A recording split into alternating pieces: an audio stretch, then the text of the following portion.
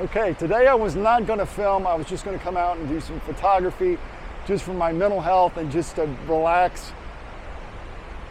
But I'm glad I brought my vlogging equipment, my mic and my camera, my videos, so that I could show you this, because this is just gorgeous. This is Wahclellah Falls. And the water flow is huge. It's springtime. We're into March now.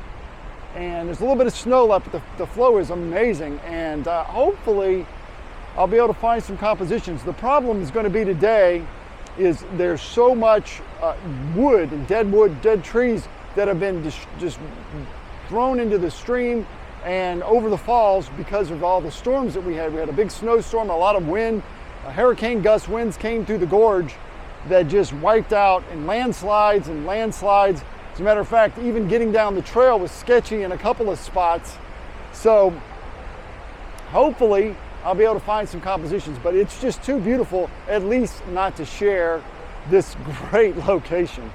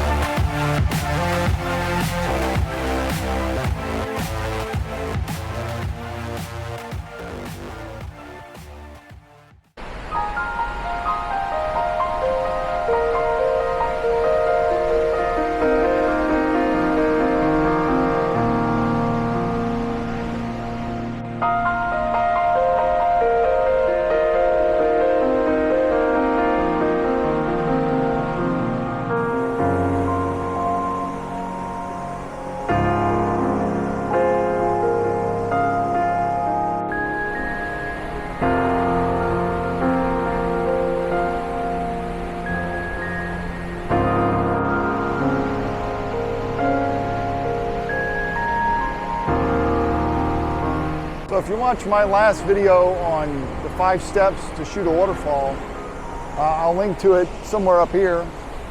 But if you watched it, I talked about like shutter speeds, and that starting point for shutter speeds works in most cases. But this waterfall, Wahclellah, is just, the water flow is so heavy, it's so huge, and it's not falling a great distance, that in order to capture that strength, which is what I want in this case, I'm having to use a shutter speed a 13th to a 20th, 25th of a second, which is really fast for a waterfall. Another really handy tip to remember if you're using a polarizer, when you go from a landscape orientation to a portrait or vertical composition, your polarizer needs to be adjusted. Don't just set it when you're doing a landscape orientation and forget about it, and then you go to vertical and don't bother to check it again thinking, well, I've already set it. Because it's going to be 90 degrees of an adjustment to go from here to here in order to keep the same effect. Good tip. So this is the 13th of a second, and it is like there's really no texture. It's so fast, the water is coming down so fast that it's a big blob of white, and not in a good way. So I'm going to increase that shutter speed probably to a 25th of a second. And what I might end up doing is doing 2 different shutter speeds and then blending those in post so that I get the power in the mist at the bottom of the falls, but I still get the look in the water, actual water coming down. So I'm probably going to do 2 different shutter speeds, and that's going to require a little bit of dancing with keeping the exposure the same. I'm not bracketing them for exposure for shadows, light and dark. I'm bracketing my shots for motion because I want to keep the exposure the same. But when I go to that faster shutter speed, I'm going to have to increase my ISO by the same amount. And you don't have to think, if you have your camera set up so it's thirds of a stop, you don't even have to think, well, what is 1 stop more than 160 ISO? Just go count the clicks. So if you go 3 clicks on your shutter speed, you go 3 clicks on your ISO and you have an identical exposure, as long as you go in opposite directions. That's all you have to do. So hiking back towards the car, there's a couple spots to check out and stop, see if we can get a couple more photographs. Like I said, I didn't really plan on doing any video today. I just wanted to shoot But guys, it's just so pretty. I hope you enjoy the video. Hope you like seeing what I'm seeing, because it's absolutely gorgeous.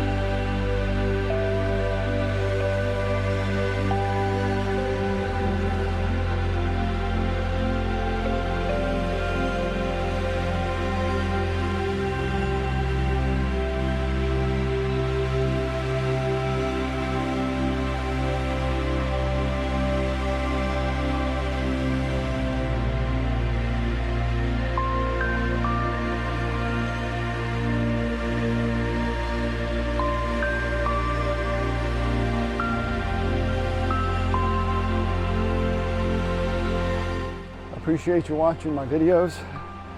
Appreciate a thumbs up. And I'd love you to subscribe to my channel. The battery's almost dead on my camera, so I'm gonna say thanks for watching, and we'll see you next time.